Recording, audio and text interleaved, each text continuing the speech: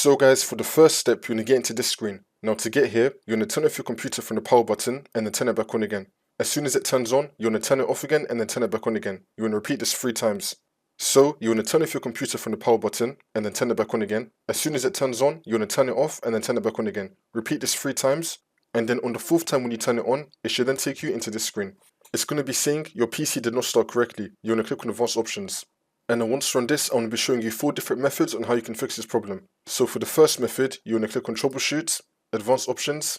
Then we're going to go with Startup Repair. If you do not see Startup Repair, then you're going to click on See More Recovery Options. Then it should appear right here. So you're going to click on Startup Repair. It's now going to start diagnosing your PC. Wait for this to load. And now hopefully this will fix your problem. If not, then we're going to click on Advanced Options. Now for the second method, we're going to click on Troubleshoot, Advanced Options. Now we're going to go with System Restore. If you have any restore points enabled on your computer, then you're going to click on Next and then go back to your restore point. Hopefully this will now fix your problem. If you don't have any restore points, that's fine. We're going to click on Cancel. For the next method, we're going to click on Troubleshoot, Advanced Options, and then Command Prompt. And then once we're on this, we're going to type in sfc/scan now and then click on Enter. Then you want to run the scan. Wait for this to load. Now once that's been done, we're going to type in chkdsk/f/c:.